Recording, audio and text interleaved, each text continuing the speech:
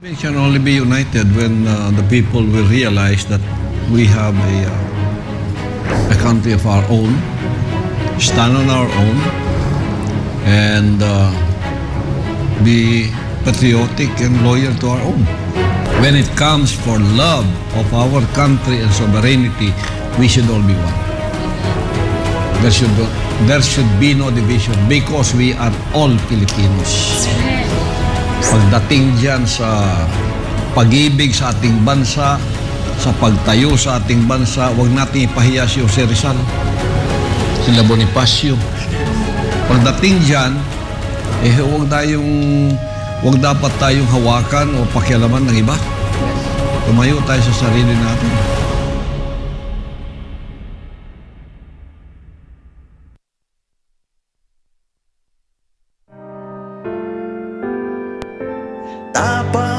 At malasakit. Ang malasakit ay binibigay sa mga taong nangangailangan. Kailangan bukal sa kalooban ng pagtulong. Pagbigay ng kung anong meron pa, nung kaya mo.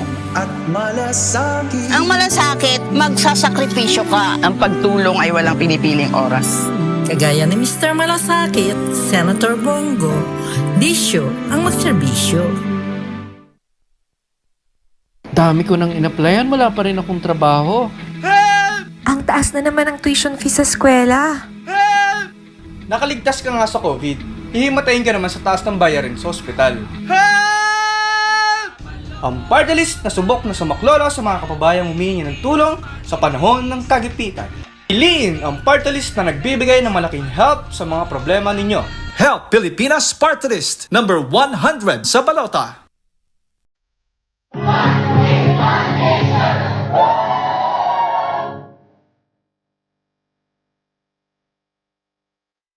Pastor!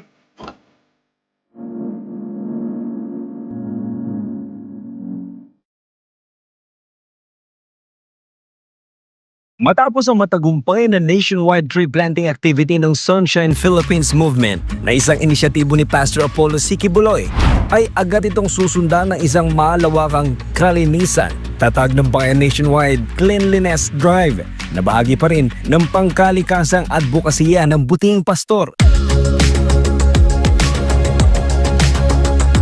Ang programang ito ay bukas sa lahat ng Pilipinong tunay na nagmamahal sa bayan at sa kapaligiran na alam nating mahalaga sa patuloy na pag-unlad ng bayan.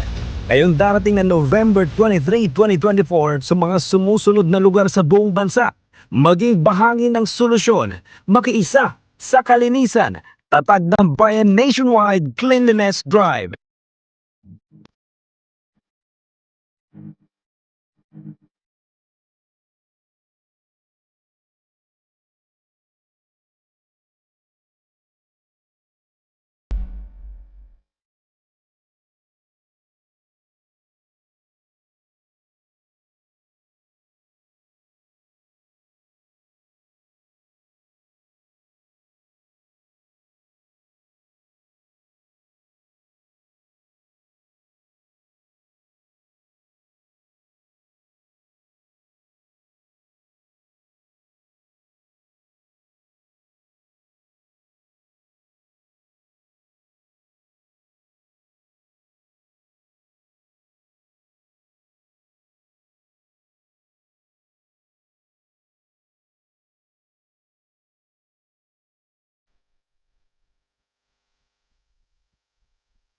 The views and opinions expressed by the program host do not necessarily state or reflect the official views and position of Sunshine Radio DZR 1026 Manila, Suarosug Media Corporation, and Sunshine Media Network International.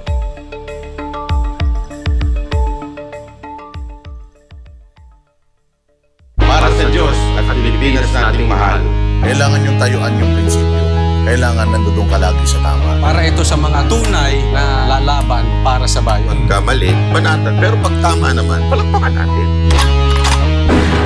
Yan ang banatero, walang inuurungan. Pag tama, palakpakan. Pag mali, ay babanatan. Yan ang banateros, boses ng ordinaryong Pilipino. Banateros ay walang makakaawan. Yan ang banateros, walang inuurungan. Pag tama, palakpakan. Pag mali, ay babanatan.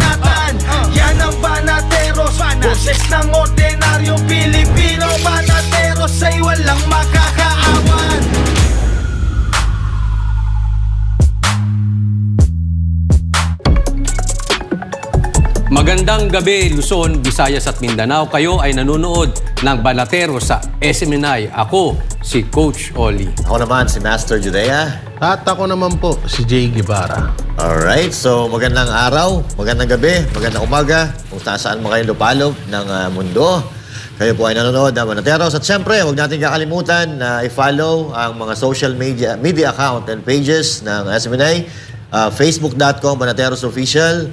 At syempre, kapartner mo sa balita at serbisyo. Yan. At syempre, youtube.com, DZAR 1026 News. Rumble.com, SMNI News. And syempre, lahat ng mga social media account ng Banateros, Master Judea, Jay Guevara TV, Coach Oli, Banat Bay, at syempre, Boss Dada. So, kumusta kayo mga partners? Kumusta ang inyong Thursday na talaga napaka-traffic na talaga? Meron lang akong babatiin na. Sige, sige. Kasi nung nag-vlog ako, medyo meron akong nasermo ng konti. Pasensya na po. Kasi nakalagay doon matago-tago. Akala ko pinagtatago ako. Akala ko magtago ka na, Coach Oli. Sabi niya matago-tago, Coach. Iba pala meaning noon. Si Sly. Pasensya na, Sly. Medyo matanda na kasi malabo mata. So, nyo na, medyo na. Pinagalitan nyo si Sly. Ang bait mo ni Sly. Hindi, kasi ang basa ko gano'n. Hindi ko nabasa yung pangalan. Matagot pa, pinagtago yung basa mo. Ano nga tayo, salitang norte yun. Matago-tago. Ano ba ibig sabihin nun? Ibig sabihin nun. Nakalimutan ko na eh. Pero maganda. Maganda.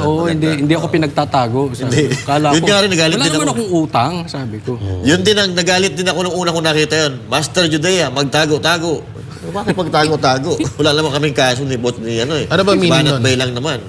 Matago-tago, parang nakalimutan ko, pero maganda meaning. Maganda meaning. So, hayaan na natin yan. Ang pag-usapan natin ngayon, yung mainit na issue. May dalawa tayong pag-uusapan. Yung kay Castro at kay... Ay, naku po. Oo. Si Castro talaga nasisiraan na ng bait. Siyempre, yung kay Castro na ipinakontempt nga niya yung staff ni VP Sara Duterte na hindi ko nga maintindihan eh. Kung bakit kailangan nilang i-contempt. Pero anyway, bago tayo magpatuloy, siyempre ipasok muna natin ang ating guest na walang iba. Yun si Boss Dada. Boss Dada, kamusta ka dyan? Oy, magandang umaga. Magandang gabi sa lahat ng mga Banateros worldwide. At syempre sa inyo na rin mga kapatid, magandang gabi sa inyo dyan sa Pilipinas. Kumusta ka dyan? Mukhang Mukhang bagong gising Mukhang bagong gising ka lang Good morning. Congratulations ka pala, Boss Dada. Ay, congratulations sa atin, Coach Oli. Kasi sayang wala ka dito. Kung nandito ka sana, na-meet mo din yung mga yung mga followers ng Banateros dito. Napakaraming followers ng Banateros dito, mga boss. Kahapon nanood kami ng nung isang gabi, nanood kami ng Lakers versus Utah Jazz diyan sa crypto. Habang tayo ay nandoon, ang daming mga Pilipino na dumaan doon sa pinagtatambayan namin. Tapos, kinakamusta kayo actually. Lahat ng mga kapatid ko sa Banateros, kinakamusta kayo. Maraming mga Pilipino dito na nakakilala sa atin. Kahit na sa mga Filipino restaurants, kahit na kahit doon sa dito sa Las Vegas, madami daw mga Pilipino dito na nag-expect na makita tayong lahat magkakasama, kaya sana sa susunod nandito na rin kayo. Boss Dada, we are proud of you. Sana nagtayo ka ng flag dyan ng Banateros. Oo nga eh. Tsaka ang daming mga Banateros na nanghihingi ng ating merchandise, sombrero, kaya lang limited yung nadala natin. Kaya yung mga Banateros na hindi natin nabigyan, siguro sa susunod na pagkakataon makapagpuna tayo. Mabigyan lahat. Yan, pagka halimbawa nabigyan tayo ng pagkakataon, di magdala tayo ng marami dyan para marami tayo mabigyan. Boss Dada. But anyway. Pero totoo, sayang. Sana nandito kayo kasi napakarami talagang mga nakakakilala sa atin at lalong-lalo na sa inyo dito. Nanghinayang ako kay Coach Oli sana magandang pagkakataon na ito. Kaya lang, syempre, yung kapatid natin, busy rin ito sa buhay. Kaya mas inuna yung kanyang karir kaysa yung pagpunta dyan. Importante naman yan sana. Kaya lang, syempre, Si Coach Oli, marami itong inaalagaan kasi. Hindi, ang problema ata ni Coach Oli, pamasahe. Di sana Pamasahe. lumapit ka sa akin. Oo, Ibigyan pamasahe. kita eh. Actually, mahal kasi pamasahe dyan. Pero anyway, okay na rin kasi malay mo, yearly meron. Diba? Next year, ako naman, tapos kayo, di ba? Ay, okay, who knows. Pero medyo ano lang eh. Big time kasi ito si Boss Dada eh. Pero ganun pa man, Boss Dada, Coach Oli, congratulations sa inyo. Congratulations mga Kabanateros. Dahil kung wala naman ang Kabanateros natin, hindi naman natin maabot yung mga ganyang pagkilala. Hindi ba? Ayan napaka-pogi ng kapatid natin dyan Parang si ano yan, parang si Tarak lang, di ba? Parang Hollywood actor lang natin yan. Parang Hollywood actor Parang si Donatello lang, no? Si Donatello sa Parang hindi Pinoy, no? Tsaka ang ganda nung ganda nung blazer. Ang ganda nasa kaliwa mo, Siyempre. Siyempre. Ano yan eh. Nirigalo sa akin yan nirigalo sa akin yan ni... Saan? Yung nasa kaliwa mo? Nirigalo sa'yo? Yung nasa kaliwa? Na babae, nirigalo sa'yo? Hindi naman. Ayan. Anyway. Napakaganda nitong recognition na to mga bossing. Kasi dito sa award body na ito, kinikilala yung mga Filipino artists sa Amerika. Pati yung mga yung mga nagkakawang gawa sa Amerika, yung mga successful na mga businesses ng mga Pilipino sa Amerika. Marami ding mga ibang nationality ang nabigyan ng award dito, and we are really lucky and proud na nakasama tayo doon sa kanilang nabigyan ng recognition, ika nga. Yan. So mga vloggers, mga ibang content, at saka yung mga local artists na ngayon ay nasa Amerika na at doon ngayon na nagpe-perform, ayan, nabigyan ng nabigyan ng award. So thank you very much, America Prestige. Kumustahin mo yung mga galit na galit sa'yo? Galit na galit sa akin. Hindi, ganun talaga. Nakakasabi ko nga sa inyo, ang crab mentality sa Pilipinas ay parang naka-embed na yan sa naka-embed na yan sa DNA natin. Marami talagang magagalit sa'yo at marami talagang hihila sa'yo pababa kapag ikaw ay nasa taas. Kaya nga hinihila ka pababa kasi nasa ilalim mo sila. Correct. So ako I treat itong aking mga bashers as yung challenge at achievement at the same time. Kasi kung wala kang bashers, ibig sabihin hindi ka nagiging effective. And dito sa trabaho natin, importante dito sa trabaho natin na maabot hindi lang yung mga kaparehas natin ng opinion, kundi pati yung mga hindi natin kapanalig, mas importante na marating ng ating mga content para maliwanagan sila. Kung hindi sila maliwanagan, mamatay sila sa inis, di ba? Mas maganda. Anyway, for your information, Boss Dada, gusto ko lang i-acknowledge ang presence ng ating mga kaskababayang mga taga-Canada dito. KLC, Canada. Ang gaganda nila. Masaya ka na naman. Sigaw-sigaw po kayo. Baka naman ma-invite tayo. Dyan sa KLC of Canada. Available po ang Banateros Brothers. Sabi ni Mami. Kung lima kami, mas maganda. Sabi ni Mami, kami na ang bahala sa inyo. Ay, wala. So, joke lang yun. Sinabi.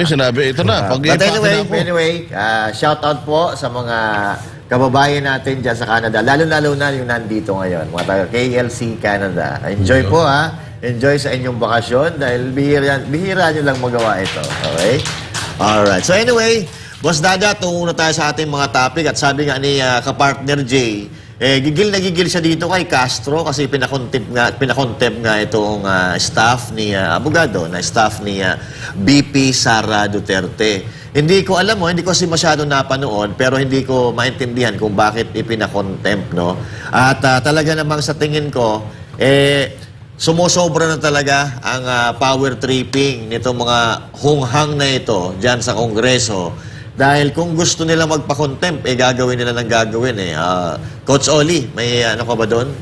Binabati ko nga pala hindi ako nagsabi nun Korte. Convicted.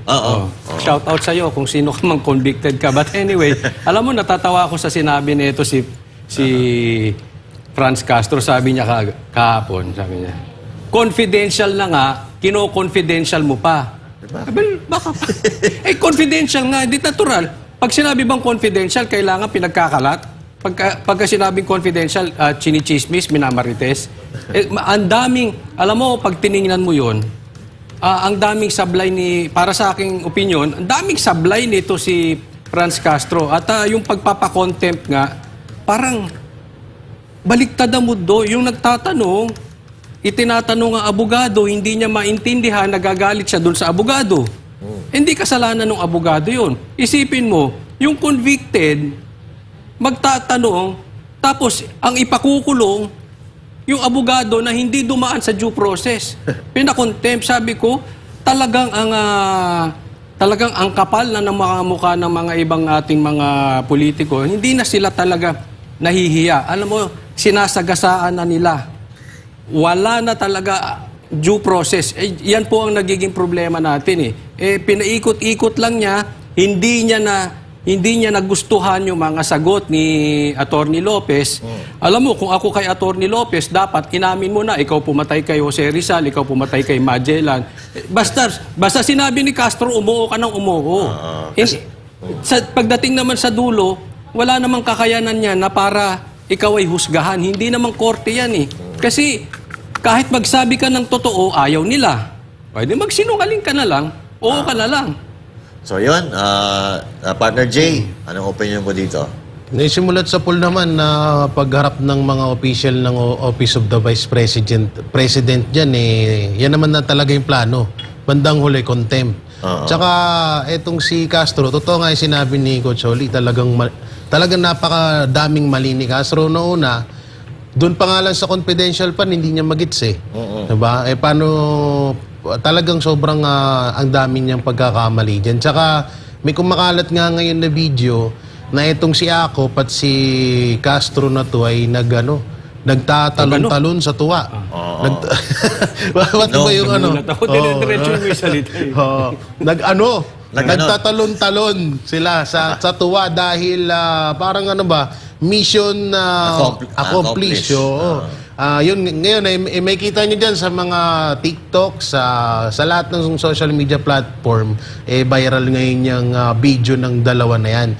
At doon nga, mas lalo pang lalong nainis ang mga netizen dahil sa ginawa ni Franz Castro na yan. Nako, Boss Dada, your thought about it? Yes, itong sinabi ni Jay Giba, by the way, bago ko mag-comment, Jay, ang ganda ng jacket mo, hindi na kita bibili ng jacket dito. Uy, hiniram ko lang to. Padalan mo pa rin ako. Hindi, yung kidding aside, itong sinasabi mo na si Akop at saka si Franz Castro, alam mo, nakakalungkot kasi si Akop, PMAR to. Supposedly, galit ito sa mga makakaliwa, lalo na sa mga komunista. Pero kung totoo yung sinasabi mong, kung totoo yung instance sa sinasabi mo na parang nagtatutuwa silang dalawa ni Castro ng magkasabay and inaagrihan nila yung isa't isa, nagbago na talaga ang political landscape sa Pilipinas. Yung mga convicted na dapat nakakulong, sila na ngayon yung mga nagpapakulong. Napakaganda naman nung paliwanag nung ating nung abogado na staff ni Inday Sara, pati yung kanyang request sa COA na wag i-divulge yung mga information dahil sumasagot ang Office of the Vice President dito sa issue na to dahil nga dyan sa yung notice of disallowance until February pa yan Meron pang until February ang Office of the Vice President para sumagot dyan sa mga kailangang sagutin sa COA. Trabaho po ng COA talaga yan. So kailangan talaga ang Office of the Vice President sumagot sa COA, hindi sa Congress, because sinusupersede na ng Congress yung trabaho ng COA. Although wala naman talagang batas na nagsasabing bawal hingin ng Kongreso itong mga information na to, pero ang nakakatakot kasi dito is confidential funds ito. Maraming mga kumbaga ito ay magkakaroon ng threat sa ating national security dahil ginamit nga itong budget na ito para pangalagaan unang-una sa lahat yung national security natin. So hindi ko maintindihan. Well, ako in-expect ko na to. Ang hindi ko lang maintindihan, bakit hindi nila ginawa kay PRRD itong pagko-contempt na ito? Yun ang inaabangan natin, yun ang inaantay natin. Yes. Kasi kapag maliliit na tao, kaya nilang i-contempt. Kapag mga ordinaryong mga abogado lang, kaya nilang i-contempt. Kung makikita mo dito parang kay ano lang yan, kay Torre. Si Torre, hindi ba idinimanda yung abogado ng KOJC. So, anong gusto niyo mangyari?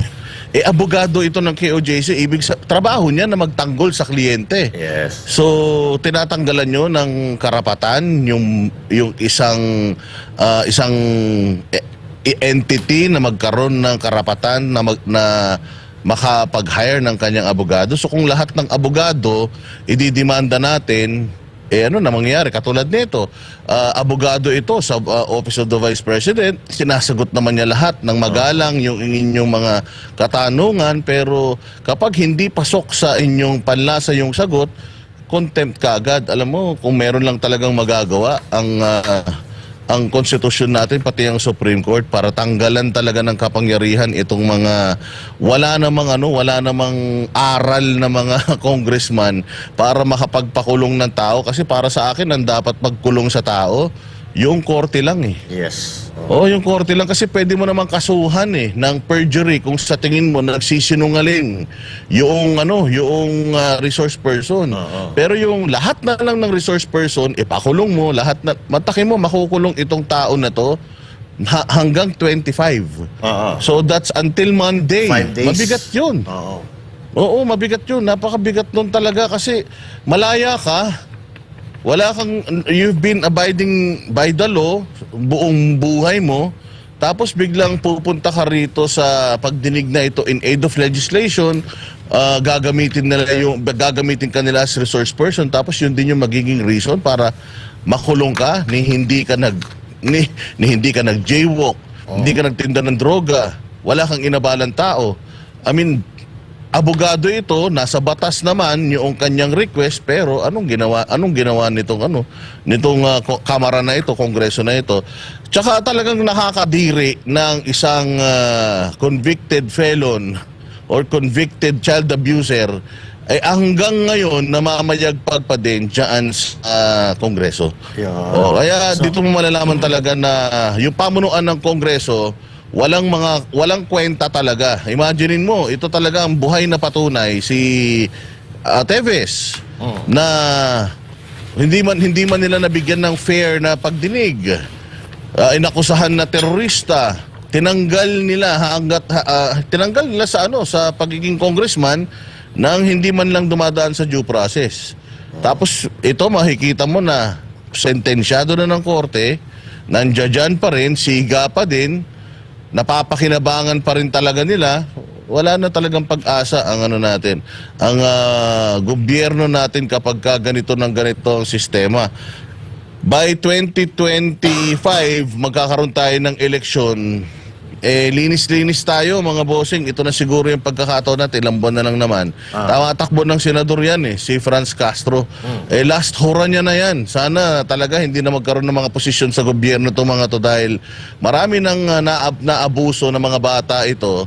At marami pang mga naabuso sa kapangyarihan etong mga ito. Kaya please lang mga kababayan, please lang, tanggalin na natin yung ganitong sistema. Alisin na natin yan sa gobyerno, yung lalong-lalo na lahat ng mga grupong makakaliwa. Back to you, partner. So yan nga ang problema natin, mga partners. Kasi itong contempt, ginagamit nilang panakot ito doon sa mga hindi sumasang-ayon sa kanila. Kung matatandaan natin, ng mga nagdaang administrasyon, hindi naman po ito nagagamit at hindi po ito naaabuso. Ngayon lang, sa administrasyon na ito, na ang salitang contempt ay kinatatakutan ng mga resource person at iniimbita nila diyan sa Senado at iniimbita nila diyan sa Kongreso. At ang nakakatawa dito, noong mga nagdaang administrasyon, ang pinaggagamitan ng confidential funds ay itong kalayaan, kaligtasan at katahimikan ng ating bansa. Walang hiya ngayon yung confidential fund para nagagamit na doon sa pinagagamitan dati. Talagang baliktad na. Biruin mo, Franz Castro, na inamin naman ng amo nila mismo na si Joe Masison, na sila ay mga miyembro ng terorista, yan pa ang nabibigyan ng napakalakas na mikroponyo daan sa Kongreso. Mantakin natin, mga kababayan, saan ka nakakita? Convicted, na dapat nakakulong, pero siya ang nagkukulong. Coach Oli, may additional ba kayo? Ano? Medyo may isang parte pa na isang nadulas ito si Franz Castro sabi niya. Instead ng babanggitin niya sana Mr. Chair, nabanggit niya speaker, Mr. Speaker. Alam mo kung bakit?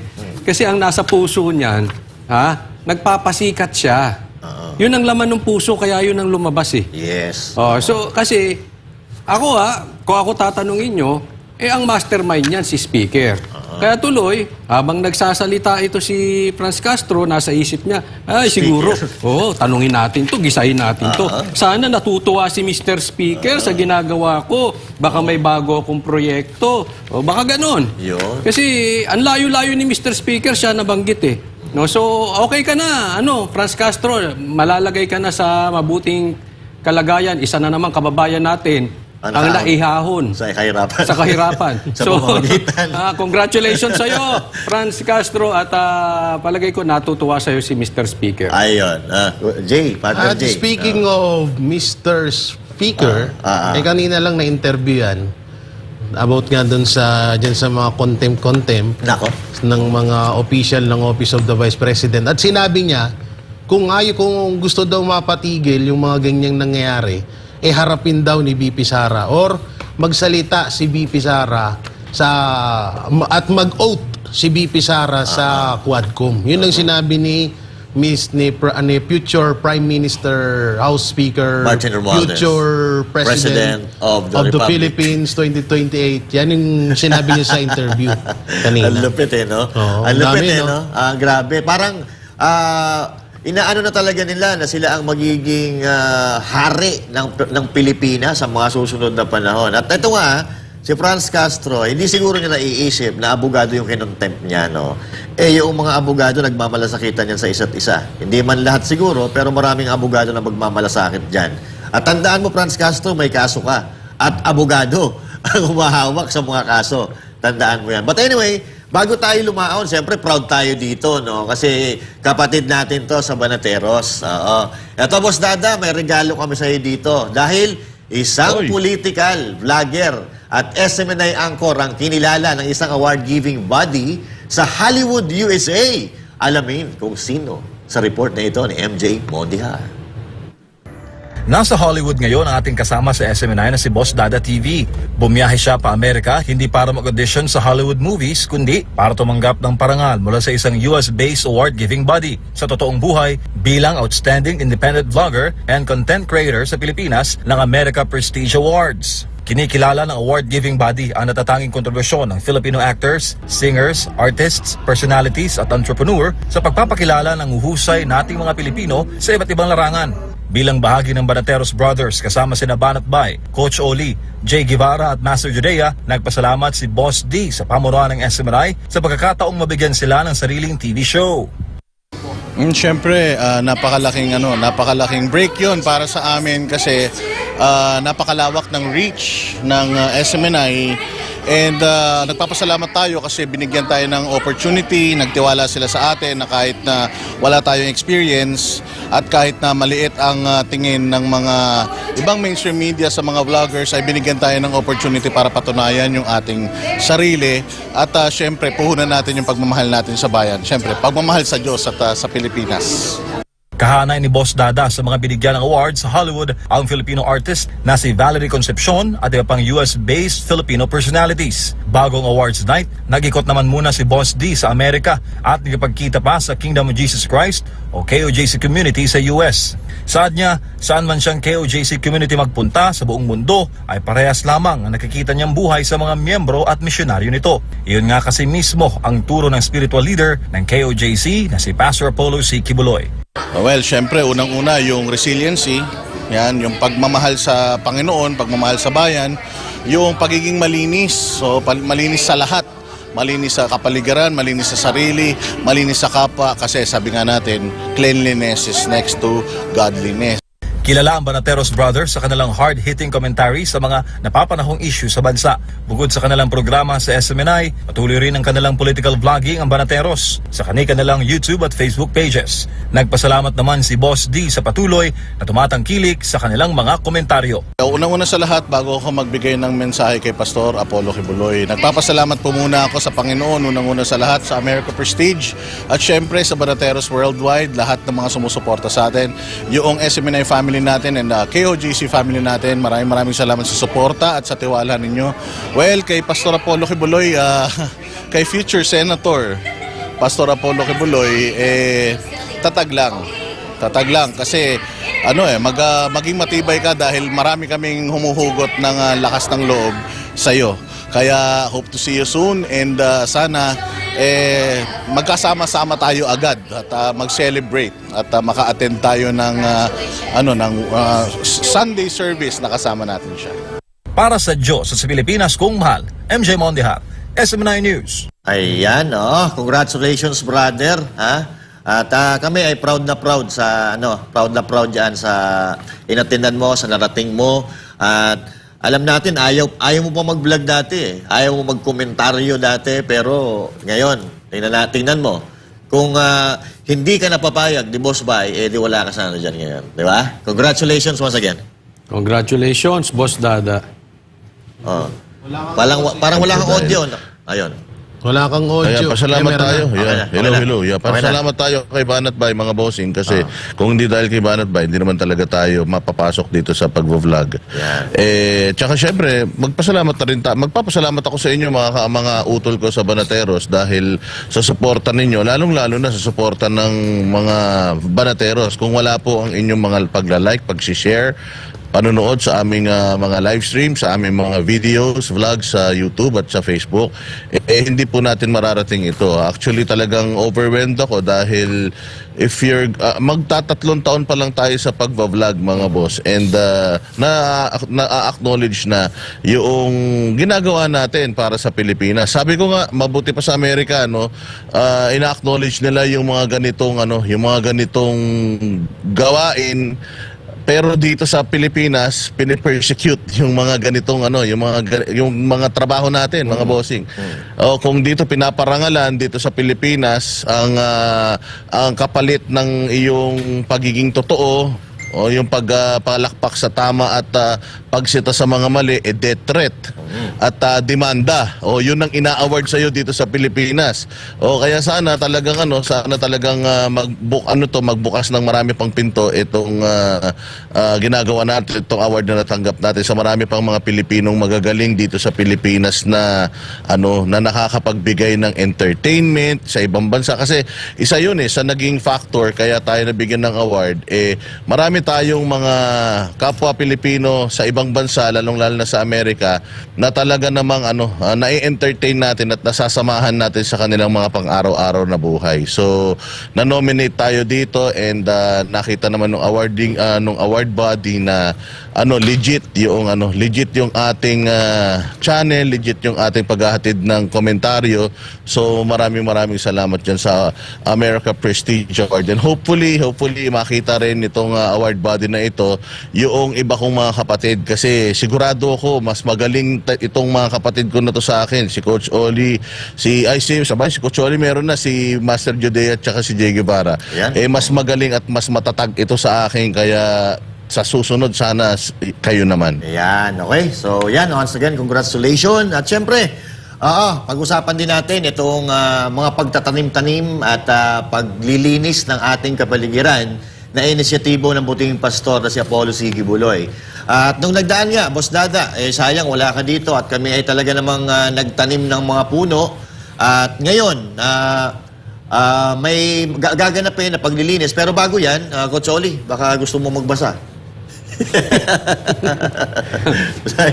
Daang-daang nara seedlings ang naitanim sa kabundukan ng Sierra Madre na bahagi ng One Tree, One Nation simultaneous nationwide tree planting activity na inisyatibo ni Pastor Apollo C. Kibuloy. Narito ang balita ni Jordan Illustre.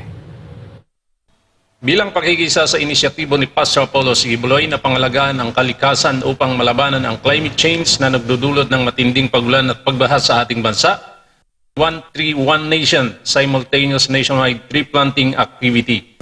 Aabot sa 600 nara tree seedlings ang naitanim sa Sitio Palale, Barangay Nazareth, General Tino, Nueva Ecija na bahagi ng Sierra Madre Mountain Range. Nagmula naman sa iba't ibang bahagi ng gitnang Luzon tulad ng Nueva Ecija, Pampanga, Tarlac, Bataan at Zambales ang nagsama-sama upang suportahan ang matagal ng advokasya ng ating mahal na pastor na pagmamahal at malasakit sa ating inang kalikasan. Bilang kabataan at mamamayang Pilipino, hinihikayat ko po kayo na makiisa po sa programa po ng pagtatanim ng million trees sa hindi lang po sa General Tino kundi lahat po sa buong bansa po ng Pilipinas, sa bawat probinsya na meron pong inilulungsad na ganitong programa at proyekto. Nakisa sa nasabing aktibidad si General Tino Mayor Isidro Tino Pahariliaga na may parehong advokasya ni Pastor Apollo. Anya, naging inspirasyon niya si Pastor Apollo Sigibuloy sa pangangalaga ng kalikasan matapos niyang mabisita 10 ng kanyang mga kasamang alkalde ng ika-4 na distrito ng Nueva Ecija taong 2019, ang Tamayong Prayer Mountain at ang Glory Mountain. Dagdag pa ng alkalde na isang dakilang gawain ang pangangalaga ng kalikasan, partikular na ang pagtatanim ng puno sa mga kabundukang unti-unting nakakalbo dulot ng iligal na pagtortroso at iba pang gawain. I was inspired by Pastor Sigibuloy nung kami maimbitahan doon sa maganda yung inyong kwan doon. Pag napunta ka doon sa Prayer Mountain, Holy Mountain, para sa nasa approach ang gaganda ng mga bulaklak doon, ang gaganda ng mga tanim, ang mga building niya ron. Talagang napakaganda. Yan po ang naging inspirasyon ko. At napakaganda naman. Sabi ko nga po, ito pag nagawa natin, kaya yung awareness among our people, pinalalakas ko lang, so that bata pang maliit, nasa isip na nila na dapat nagtatanim. Hindi magpuputol. Sa pamamagitan ng mga gawaing gaya ng inisyatibo ni Pastor Apollo Sigibuloy, tiyak na mas gaganda ang ating kalikasan at pakikinabangan ito ng mga susunod pang henerasyon. Mula dito sa General Tino, Nueva Ecija, Jordan Ilustre, para sa Diyos at sa Pilipinas nating mahal. So, ayun, napakaganda, no? Boss Dada, kami, napakarami na namin komento na naibigay dito at parang hindi ka pa namin naririnig na nagko-komento dito sa mga tree planting na ito. Unahin na muna kita. Oo. Hindi, kasi ito, matagal na itong inisyatibo ng KOJC. Itong pagtatanim ng puno, kung saan-saan lupalop ng Pilipinas. Kasi alam naman natin na bawat probinsya dito sa Pilipinas ay merong KLC, merong Kingdom Light Congregation. So talagang ginagawa nila na magtanim, mag-tree planting activity talaga and clean up drive. Talagang matagal na nilang ginagawa ito. Ngayon, sila lang ito. Dahil sa ang ating mahal na pastor ay gustong gawin sa buong Pilipinas kung ano yung kanyang nagawa sa Glory Mountain at Prayer Mountain, pati dyan sa central compound ng KOJC, sumasama itong mga tao, hindi lang members ng KOJC, pati yung mga non-members ng KOJC, dating mga bashers ng KOJC na ngayon ay sympathizers na ng KOJC, dahil sa sabi ko nga somewhat meron din magandang naidulot yung yung 16-day KOJ siege, kasi maraming mga tanong ang nasagot talaga noong siege na yan. Napakarami ding mga tao na na-expose ng siege na yan. And dahil doon sa nakita ng mga kababayan natin sa mga taga-KOJC, yung pagmamahal nila sa isa't isa, pagmamahal nila sa kalikasan at pagmamahal nila sa bayan, yung mga dating nagtatanong sa kanila, yung mga dating bumabati ko sa kanila ngayon ay kasama na nila sa pagpapaganda ng buong Pilipinas. And again, nangyayari po ito galing po sa bulsa ng Kingdom of Jesus Christ, yung budget. What more kung ma-augment ito ng budget ng Pilipinas, hindi ba? Kung itong pinakamagandang puntahan ng pera ng Pilipinas, yung taxpayers' money. Itong pinakamagandang punta. Alam niyo dito sa Amerika, pag merong mga road constructions, may malaking sign. Ang nakalagay doon is your tax money goes here. Ganon yung mga constructions dito. So pinakikita ng gobyerno dito sa mga mamamayan nila na yung pera nyo napupunta rito. Dito sa atin, yung pera natin, alam natin napupunta sa bulsa nila, sa mga relos nila sa mga SUV nila, tsaka sa mga mamahaling bag nila, baka pati sa mga kabit nila, yung ating yung ating buwis napupunta. Kaya itong itong inisyatibo na ito, sana magsilbing magsilbing aral ito at panimula sa lahat ng mga politiko na maraming paraan para makapagkampanya, hindi lang puro pangako. Bago mo pa ipangako, ginagawa na ng Kingdom of Jesus Christ, lalong-lalo na ni Pastor Apollo Quiboloy. Imagine if Pastor is not in jail.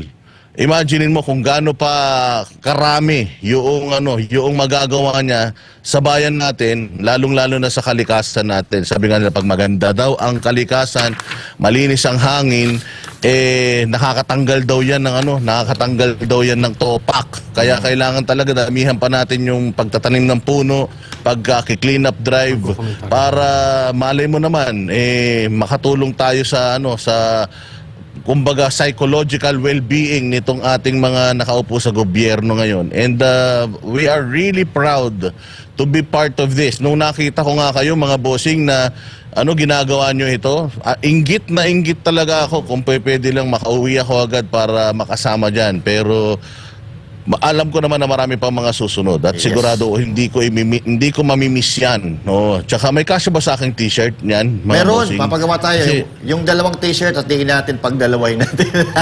Okay. Pero meron. Ayos. Thank you very much. Kocholi. Kocholi muna. Sana nga tularan ng tularan ng iba pang mga politiko yung gawain na ganyan. Kasi katulad niyan sa Bicol, 'di ba? Kauna-unahang ngayon lang ata nangyari sa Bicol yung ganyang kagrabing baha.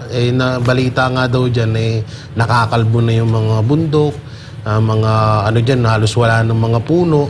Kaya diyan sa mga tiga Bicol diyan, i-push nyo yung namumuno diyan sa inyo na sana gawin to diyan sa lugar nyo. Coach Maganda yun, i-push i-push sa bangin para hindi na sila makapaminsala. Coach Oli. Alam mo, mga partners, ganyan talaga dapat ang leader. Yan ang totoong leader. Alam nyo, kasi kahit wala si Pastor Quiboloy dyan, nakikita nyo, smooth, may nagagawa. At kung tutuusin baliwala kay Pastor Quiboloy yan. Panis yan. Yan yung sinasabi natin kasi, na dati niya nang ginagawa. Paulit-ulit lang yan. Hindi yung first time. Kasi kakandidato siya, kaya niya gagawin. Hindi, dati na. Hindi katulad ng ibang leaders na kunwari sasakay sa helicopter, bibisahin yung baha. Ineffective naman, inefficient, wala ding nagawa. Ito kahit wala si pastor physically. Maybe spiritually andyan siya, pero physically wala siya dyan. Pero kita mo naman, epektibo. May resulta. Kaya yung mga kababayan natin na sasabihin siguro, paano kung wala si pastor? Hindi na po kailangan. Kasi yan po ang isang katangian ng leader. Yung ikaw ang may vision at alam mo yung sistema paano patatakbuhin. At hindi lang yan, marami pang susunod. Yan ay tanim. Sa Sabado nga, maglilinis pa tayo. Yun. So, kita mo, napakaganda ng napakaganda ng Saan ba yan, Coach Oli? Saan ba location ng ating cleanup drive ngayong Sabado? Boss Dada, mamaya.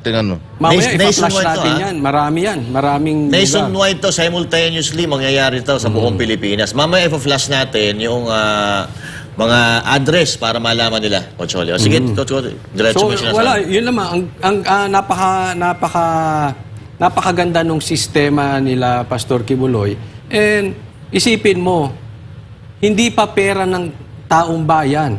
Hindi pa siya politiko, and yet nagagawa na yung mga yan. Paano pa kung maging senador siya? Ang dami talagang matutulungan. At makikinabang ang bansang Pilipinas. Alam nyo, mga kababayan ko, mga Pilipino, kailangan po natin si Pastor Quiboloy, wag natin palagpasin yung pagkakataon na yun. Yun. Okay, Partner Jay, baka may gusto kang idudtong. Tayo nga, talagang napakaganda niya sa Pilipinas yung ganyang gawain dahil hindi lang din naman tayo may kinabang niya, kundi pati yung mga susunod pang henerasyon. At doon nga, sa pinapakitang ganyan na magandang ginagawa, isa rin yan na magandang halimbawa sa mga kabataan ngayon na sana rin tularan din nila. Kasi yung sa panahon kasi ngayon, 'di ba, sabi nga nila, bata ang pag-asa ng bayan, 'di ba? So sana tularan ng mga kabataan yung mga ganyang gawain dito sa Pilipinas. At lalong-lalo na yung mga ibang politiko na kaysa magpayaman kayo, kaysa magpalaki kayo ng mga tiyan nyo at sa pera naman ng taong bayan, mas maganda siguro paglaanan nyo ng pansin yung ganitong mga gawain. Ayun, so maya-maya, marami pa tayong pag-uusapan regarding dyan sa kalinisan, sa mga solusyon na ginagawa. Pwede natin gawin sa ating bansang Pilipinas sa mga problema. Pero pag-usapan din natin, no? Kasi ngayon parang nababaliwala yung mga nagawa ni PRRD, Boss Dada at mga partners, no? Yung tungkol sa insurgency, itong ginagawa nating tree planting, kalinisan, may dudugtong pa rin natin ito dyan sa sa insurgency, kasi itong mga rebelde nagtatago ito dyan sa kalikasan, di ba? At yun nga, nakakalimutan na. Mga lahi ba ni Castro yan? Ayun, lahi ni Castro yun. Nakakalimutan na natin yon yung naiambag dati, lalo-lalo na nung NTF-ELCAC. At ito, binigyan nga ng pagkilala ng National Task Force to End Local Communist Armed Conflict or NTF-ELCAC ang SMNI dahil sa kontribusyon at suporta nito sa mga ginagawang hakbang ng pamahalaan kontra insurhensiya. Ngunit para sa veteranong abogado na si Atty. Salvador Panelo, kung tunay nga na kinikilala ang kasalukuyang administrasyon ng SMNI ay dapat ibalik na ang prangkisa nito. Si Almar Pozuelo, nagbabalita.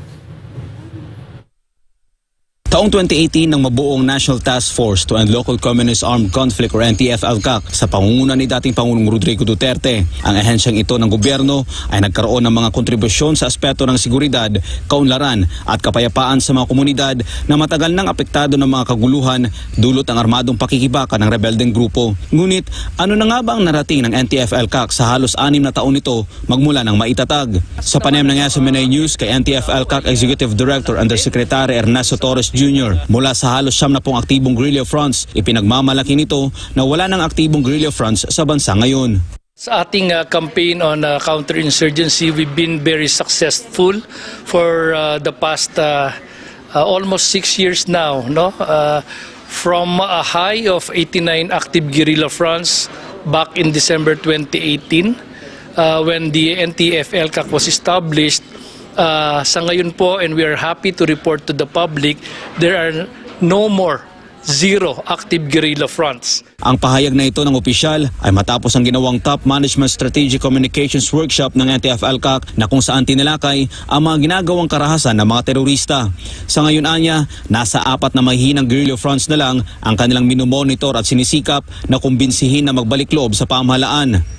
We are just confronting 4 weakened guerrilla fronts, and we are confident that our security sector, together with the help of the other agencies and the whole of nation participation, we would be able to dismantle the 4 remaining weakened guerrilla front sooner rather than later. This, yung 4 na weakened guerrilla fronts, may 2 pa sa Northern Luzon. Yung KLG Baggas and KLG North Abra, and 1 in Bicol region, that's KLG 1, and Central Front in Panay region. Binigyan din ito na dahil sa whole of the nation approach ng pamahalaan ay naiparamdam sa mga kababayan natin na nasa mga liblib na lugar ang mga programa ng gobyerno, kung kaya't marami ang sumusuko ng mga rebelde. Yung po yung napakahalaga, that's why we are experiencing an influx of surrenderies from the CTG movement, because they are feeling that there is a government, a whole of nation, that's truly caring for them. Para naman kay National Security Council, Deputy Director General at former AFP Chief of Staff na si Benjamin Rasgo Madrigal Jr., hindi makakamit ang pamahalaan ang nasabing katagumpayan kung wala ang tulong ng bawat sektor ng lipunan. The National Task Force will not be a national task force if we only talk of the government agencies. No, the National Task Force is a national task force if we have all sectors of society working together, then it becomes a whole of nation, a whole of society effort.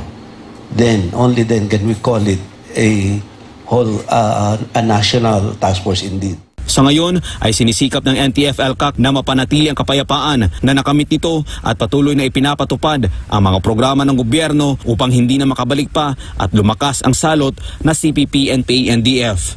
Para sa Diyos, sa darating na buwan ng Disyembre, mag-aanim na taon na ang National Task Force to End Local Communist Armed Conflict or NTF-ELCAC. Ito ay nabuo noong taong 2018 sa ilalim ng Executive Order No. 70 na pinirmahan ni dating Pangulong Rodrigo Duterte. Layunin ng NTF-ELCAC na tapusin ang salot na komunistang teroristang grupong CPP, NPA, NDF na nagdadala ng kaguluhan sa bansa sa pamamagitan ng pagtutok sa mga issue tulad ng kahirapan at kakulangan sa mga serbisyo, pati na rin ang pagpapalakas ng mga hakbang sa seguridad. Ang layunin na ito ng NTF-ELCAC ay sinuportahan ni Senatorial Aspirant Pastor Apollo C. Kibuloy at naglaan ng TV program na pinamagatang Laban Kasama ang Bayan na kung saan 3 oras sa isang araw tinatalakay ang mga pangunahing issue na kinakaharap ng ating bansa at nagsilbi ring daan ang naturang programa upang mabigyan ng boses ang ating mga kababayang katutubo na kabilang din sa nililin lang ng mga rebelde. We have Sunshine Media Network International or SMNI. Kaya naman binigyan ng pagkilala ng National Task Force to End Local Communist Armed Conflict or NTF-ELCAC ang SMNI dahil sa kontribusyon at suporta nito sa mga ginagawang hakbang ng pamahalaan kontra insurhensya. Nandito po kayo ngayon, you are all here, hindi po by chance, no? Talagang you were selected for this award. Ayon kay NTF-ELCAC Executive Director Undersecretary Ernesto Torres Jr., malaki ang kanilang pasasalamat na katuwang nila ang SMNI at ibang media entities sa pagbibigay ng tama at mahalagang impormasyon upang labanan ang maling ideolohiya at pigilan ang iligal na pangre-recruit ng komunistang teroristang grupong CPP, NPA, NDF, lalo na sa mga kabataan. Binigyan natin ng recognition yung mga partners natin dun sa ating information awareness campaign. Kasama na ang iba't ibang mga media outfits like SMNI, ABS-CBN, PNA, at yung ibang mga partners pa natin. Napaka-importante ng kanilang contribution in making the general public aware of the deceptive ways and scheme of terror groomers, particularly the operators of the CPP, NPA, NDF. Ngunit para sa dating Chief Legal Presidential Counsel ng dating administrasyon na si Attorney Salvador Panelo, kung tunay nga na kinikilala ng kasalukuyang administrasyon ang mga nagawa ng SMNI kontra komunistang grupo, ay dapat ibalik na ang prangkisa nito. Pero alam mo, yung pagkilalang yan that's an empty-handed compliment. Kasi yun nga naging dahilan na pinasara nila ang SMNI. Kung totoo yung dapat hindi nila prangkisa, di ba? Kaya natanggal sa free radio TV because of that. Pagkatapos ngayon, kinikilala nila. Balik nila. Yun ang tunay na pagkilala sa ginawa ng SMNI. Kung matatandaan, pinagtulungan ng mga mambabatas ng 19th Congress ang SMNI upang agad itong maipasara matapos na tanungin ng mga angkors ng programang Laban Kasama ang Bayan kung saan napupunta ang pera ng taong bayan. Sa kabila nito, aminado naman ang batikang abogado na nakita ng buong sambayanang Pilipino kung papaano tinulungan ng SMNI ang pamahalaan sa pamamagitan ng pagbibigay ng tamang impormasyon upang matapos ang insurhensya at ang armadong pakikibaka ng mga rebelde. Ang taong bayan sa buong Pilipinas at buong mundo ay testigo sa ginawa ng SMNI sa pakikipagbaka natin sa mga rebelding komunistang terorista. Para sa Diyos sa Pilipinas, kung mahal Almar Forzuelo, SMNI News. Yun, ako naguguluhan na ako mga partners kasi yung nakakatulong sa ating bansa, tinatanggal nila, inaalis nila. Gusto nila alisin ito parang wala nang halaga nga sa kanila ngayon itong NTF-ELCAC na alam natin na napakalaking tulong nito noong panahon o administrasyon ni Pangulong Duterte. At ngayon ay parang kakampi na nila yung nilalabanan ng NTF-ELCAC at ngayon nga nakikita natin si Franz Castro na bidang-bida dyan lagi sa Kongreso na dapat itong tao na ito nakakulong ito dahil convicted na nga So now, Consoli, ano yung opinion mo dito regarding dito sa NTF-ELCAC? Diyan mo malalaman kung talagang ikaw ay nasa tamang daan. Sabi nga, pagka ikaw pine-persecute. No? Kaya nga naman pinagtulungan nitong, hindi pa ata sila Quadcom, itong Kamara, itong SMNI, Pastor Kibuloy, pati itong nangyayari ngayon sa mga Duterte, specifically kay PR Adik tsaka kay BP Sara. Kaya, alam mo, medyo hindi man maganda, pero natatanggap natin na ganyan na talaga ang magiging linyada ngayon. Pag sila ay nasasaktan at nasa tama yung iyong ginagawa, ididiin ka nila.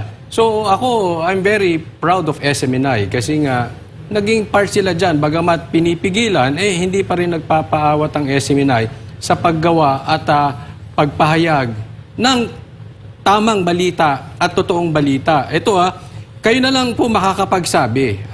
Marami po sa mainstream media ngayon duwag na. Hindi na po sila talaga nagbabalita ng tama. Iba mga side ang binabalita nila. In fact, marami pa nga parang kampi pa dito sa mga pang-aabuso ng gobyerno. So, well, sana nga maibalik. But to be honest with you, hindi ko nakikita na ito'y mangyayari before 2025 election. Kaya nga nasa sa atin na tayo dapat ay bumoto ng tama sa 2025 nang mapalitan niyang mga yan. Kasi hanggat nakaupo yan, ako I choose to believe yung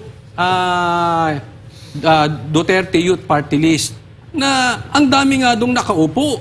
Kabahagi ng mga komunista, mga nakaliwa. How do you expect papaboran nila ang SMNI na ang SMNI ay talagang kontra sa mga ganitong klaseng grupo? So definitely ayaw nila yan. Dapat, muna tayo? Balik tayo sa basic. Sa 2025, andito ang kapangyarihan ng mga Pilipino. Bumoto tayo ng tama, alisinan po natin yung mga nakaupo dyan sa pamagitan ng ating pagboto. Ayun, Partner J. May narinig ako doon kanina na 4 na lang na grupo na kinukumbinsi na magbalik loob sa ating gobyerno. Bakit ayaw pagsabihan ng gobyerno si Franz Castro? Total, magkakasama naman kayo dyan sa gobyerno, di ba? Ang lang dito, ang problema dito, depende na lang kung pabor ang gobyerno sa NPA na yan. Kasi halos lahat ng kasama niya, puro mga NPA din yan Lalong-lalo na dyan sa Congress, ilan sila dyan, ang dami nila dyan. Yung Makabayan Black, 3 yan. Si Brosa, si Castro, si Raul Manuel. Dagdagan pa nung laging lalaki na pinaglihi sa attitude, si Paduano, na laging galit, di ba?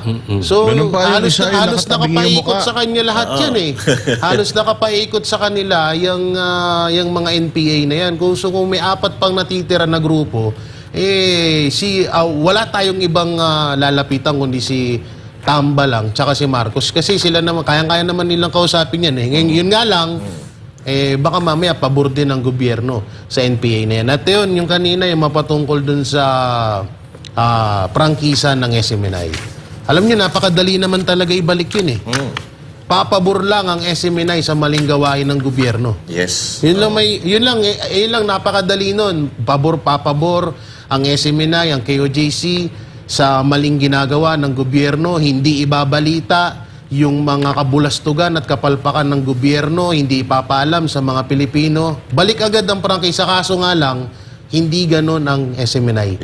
Wala sa bukabularyo ng SMNI yun Kaya wala tayong magagawa kundi antayin na lang natin yung tamang panahon na tayo naman yun nandito. Iyon! Napakagaling analyzation. Boss Dada! Ayun, sabi ko nga, mas kailangan ng gobyerno yung KOJC at SMNI kaysa sa kailangan ng SMNI at ng KOJC sila. Kasi ang KOJC, kahit na magsarado sila ng pinto dahil mayabong or maganda ang ekonomiya nila dahil maayos ang pamunuan dito sa KOJC. Maayos yung mga tao, mayroon silang mga negosyo, so self-sufficient sila. Hindi nila kailangan actually ang gobyerno dahil may sarili silang gobyerno. They will just close their doors, whether mag-Armageddon sa labas, sila sa loob, buhay sila. So, dito mo ma-connect yung kaninang sinasabi ninyo yung dyan sa tree planting. Itong si Pastor Apollo Kibuloy, kahit na hindi ito pumasok sa politika o hindi ito maging senador, presidente o kung ano man, ginagawa niya ng lahat ng ito. Gumagastos ang kanyang simbahan, yung kinukutsa-kutsa ng mga ibang relihiyon, ng mga hindi nakakaalam kung anong sistema sa loob ng KOJC, yung mga bashers ng KOJC, kung yung sinasabi nila na pinagbibenta nyo ang mga miyembro ninyo ng biskotso, ng puto at kung ano-ano man. Well, mind you, mga bossing, mga kapwa ko Pilipino, yung pagbibenta ng KOJC ng mga produkto nila, malaking pakinabang niyan sa malaking pakinabang ng Pilipinas diyan. Bakit? 2 bilyon di umano ang ginastos nila sa anti-insurgency program. Tulong sa anti-insurgency program ng gobyerno ni PRD, pati sa peace and order. And ilang milyon na rin ang ginagastos ng KOJC para sa sa restoration ng ating kalikasan. Ito ay hindi pa man nagiging politiko si Pastor Apollo Kibuloy. So, yung mga NPA na yan, yun nga ang nakakalungkot kasi mananalo na tayo Konti na lang, mananalo na tayo. Ang daming mga katulad ni Ka Eric na nagbalik loob sa gobyerno dahil nagkaroon ulit ng tiwala sa gobyerno. Ngayon, parang yung mga, palagay ko, yung mga bumalik sa gobyerno na mga dating nasa bundok, palagay ko nagsisisi ngayon. Kasi yung gobyernong binalikan nila, wala pala talagang kakwenta-kwenta. Pero sigurado ako na naramdaman lang nila yan ngayong panahon lang ng administrasyon na ito. And hopefully, and then congratulations sa SMNI dahil kahit na wala tayong prangkisa, patuloy pa rin itong pagre-recognize sa atin. Pagre-recognize dyan sa show dati nila Ka Eric na malaki talagang naitulong sa pagbaba ng insurgency sa Pilipinas. And sana talaga maubos yung sana hindi na lumakas kasi sa panahon ngayon parang may mga peace talks na pinag-uusapan and namamayag pagmuli yung mga makakaliwa, lalo na yung mga sympathizers ng makakaliwa, galing naman yan mismo sa bibig ni Joma Sison na itong mga natitira pang makabayan black dyan sa sa Kongreso ay mga legal front di umano ng grupo or komunistang NPA. Actually, ang tawag na nga sa kanila is terroristang NPA. Yung na yata UN na yata ang nagdeklara niyan sa sa grupo na yan. Kaya mauubos din yan. Sana lang yung mga na-imbit na na papayag nila Pastor Apollo Kibuloy ni PRD na magbalik loob sa gobyerno, sana hindi na ulit humawak ng armas. At sana ay unti-unti talaga makalaya na tayo dyan. Isa yan sa rason sa paghihirap ng bayan natin, yung mga insurhensya at mga rebelde na yan. May bago silang pangalan NPA Party List.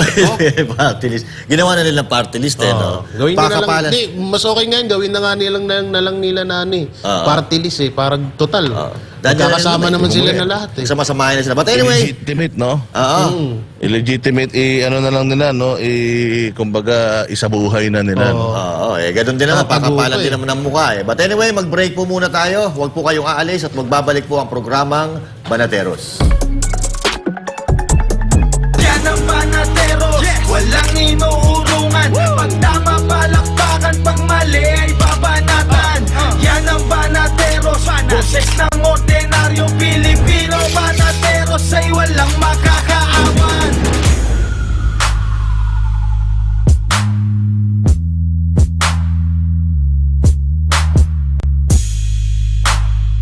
Kung leader ka, talagang dapat tumpak ang ginagawa mo, lalo na sa pagsugpo ng kasamaan. Leaders should not be a terror to good conduct and should protect its citizens by instituting systems of fairness and equality.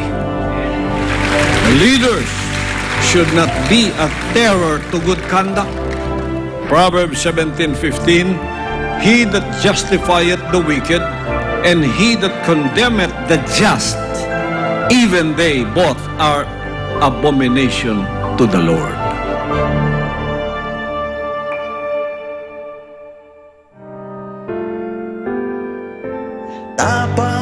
At malasakit. Ang malasakit ay binibigay sa mga taong nangangailangan. Kailangan bukal sa kalooban ng pagtulong.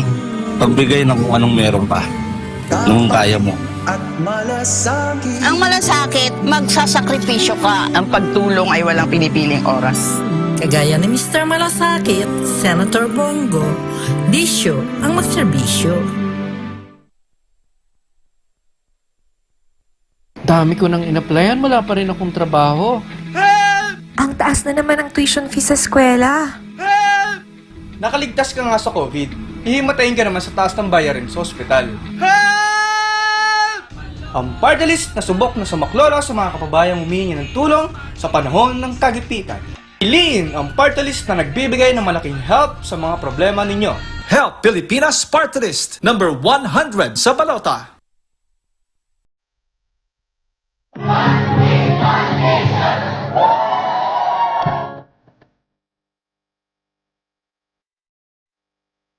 Pastor!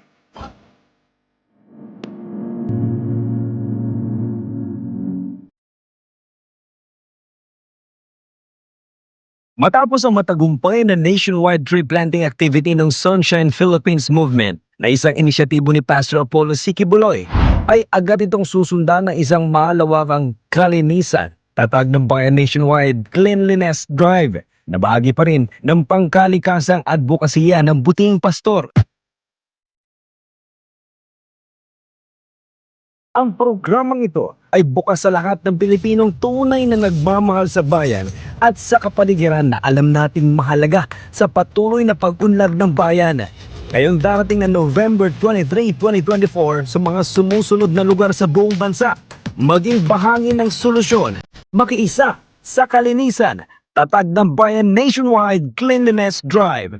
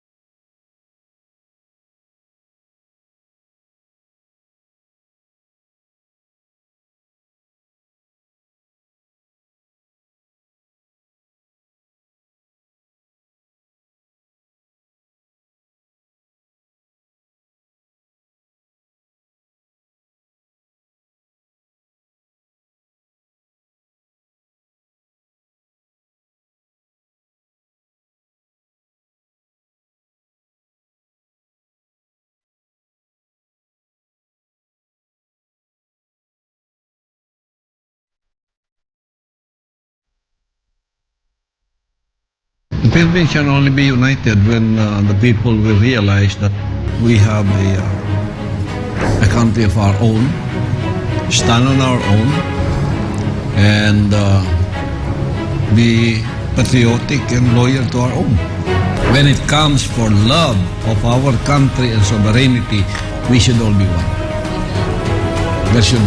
There should be no division because we are all Filipinos. Pagdating dyan sa pag-ibig sa ating bansa, sa pagtayo sa ating bansa, huwag natin ipahiya si Jose Rizal, sila Bonifacio. Pagdating dyan, huwag dapat tayong hawakan o pakialaman ng iba. Tumayo tayo sa sarili natin.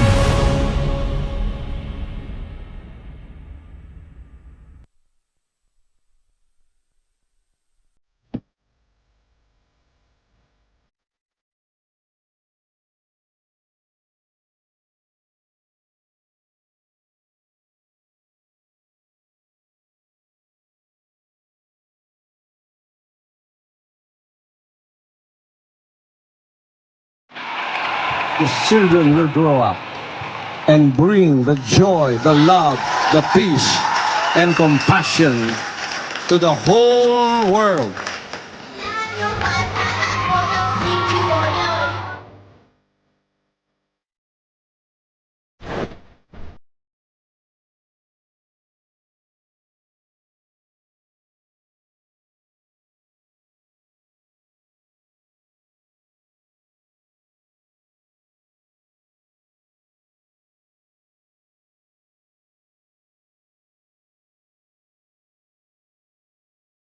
We only have one planet. We only have one Earth. And I hope that this new generation of children that we have reached out will become millions and billions and bring peace on Earth. Bring peace to humanity.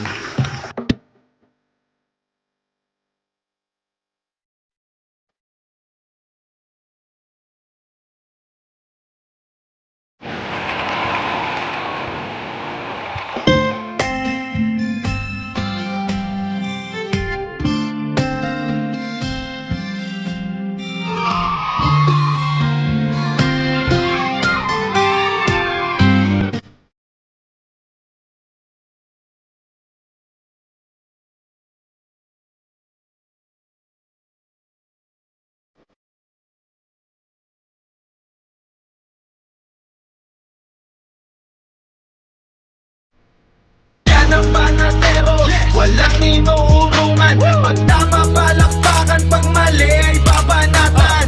Yan ang banateros, boses ng ordinaryong Pilipino. Banateros ay walang makakaawan.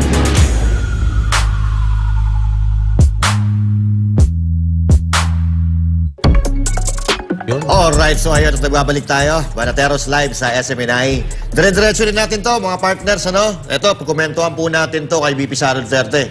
Masama ang loob ni Vice President Sara Duterte dahil hindi na naipagpatuloy ang Big Tickets Project ng dating Pangulong Rodrigo Roa Duterte sa ilalim ng programang Build, Build, Build. Isa nga rito ang Mindanao Railway Project. Si Jason Rubrico magbabalita. Yan din ang kinakasama ng loob ko dahil... Muling ipinahayag ni Vice President Sara Duterte ang kanyang pagkadismaya dahil sa mga malalaking proyekto sa ilalim ng programang Build, Build, Build ng dating Administrasyong Duterte ang hindi napopondohan. Partikular na nga rito ang Mindanao Railway Project. Matatandaan na isa sa mga kondisyon ni VP Sara para tumakbo sa pagka-vice presidente at makipagtandem kay Pangulong Ferdinand Marcos Jr. ay ang maipagpatuloy ang big ticket projects ng administrasyon ni dating Pangulong Duterte. Yan din ang kinakasama ng loob ko dahil I ran on the platform of continuity and unity, particularly the Build, Build, Build program of the previous administration of President Duterte. Ang Mindanao Railway Project ay inaasahan sana na magdudugtong sa iba't ibang bahagi ng Mindanao, kabilang ang Davao, General Santos, Cagayan de Oro, Iligan, Cotabato, Zamboanga, Butuan, Surigao at Malaybalay. And in fact, hindi lang yung Mindanao Railway ang unappropriated ang Philippine government part na mga obligations. Meron pa mga ibang mga projects na ganun din hanggang ngayon. Kaya masakit sa loob ko dahil napakalaking tulong niyan, hindi lang sa Mindanao, lahat ng mga projects sa buong bansa. Gayunpaman, umaasa ang bise na ipagpapatuloy ng gobyerno ang nasabing proyekto kasama ng iba pang mga big ticket project ng Build, Build, Build program. Para sa Diyos at sa Pilipinas kong mahal, ako si Jason Rubrico, SMNI News. At ayun na nga, nabudol si VP Sara Duterte. Kung mayroon mang nabudol na pinakamatindi, ito yun, si VP Sara Duterte. Kasi medyo, kaya nga nagsorry siya sa KOJC kasi mabigat talaga ito sa kanyang kalooban na niyaya niya yung mga membro ng KOJC at mga Pilipino na sumama sa kanya, boto si Bongbong Marcos. Only to find out, 2 years after, 1 year after, ititigil pala yung mga proyekto na nasimulan ng tatay niya. Yan, napaka-importante niyan sa Davao. Kasi nandyan lahat ng mga produkto. Karamihan ng produkto na pinapakinabangan natin dito sa Luzon, sa Visayas, na gagaling dyan sa Mindanao. So now, ako naiintindihan ko ang saloobin ni VP Sara Duterte. Pero huwag kang mag-alala, VP Sara Duterte, nothing is perfect in this world, na may nagkakamali po tayo. Asahan na po natin yan. Magkakamali tayo paminsan-minsan, pero gamitin natin ang pagkakamaling yan para maituwid po ang adhikain natin at maisakatuparan ang adhikain natin sa bayan. sa tulong ni Pastor Apollo C. Quiboloy dahil hindi lang Davao Railway Project, kundi si Pastor Apollo Quiboloy ang gusto niya ipanukala mula Luzon, Visayas, Mindanao, pagdudugtong-dugtongin na ang Pilipinas para nang sa ganon ay talagang sabay-sabay na umaangat mula Luzon, Visayas, Mindanao. Kasi yung may mga magagandang infrastruktura lang ang umaasenso. Pagkadugtong-dugtong na kalsada may tulay, so lahat ng meron tayo dito sa Luzon or lahat ng meron sila sa Visayas at Mindanao, magkakaroon na tayo dito sa buong Pilipinas dahil mapapadali ang transportasyon. Coach Oli? Alam mo ako, maiksian lang, no? Paano mo tatawaging budol-budol ang isang tao sa maparespetong pamaraan? Yung ginawa ni BP Sara. Hindi niya lang madiretso kasi Vice President siya. No? Pero yun na po yun. Budol-budol. Yung build, napalitan ng budol. Ganun ang nangyari dito.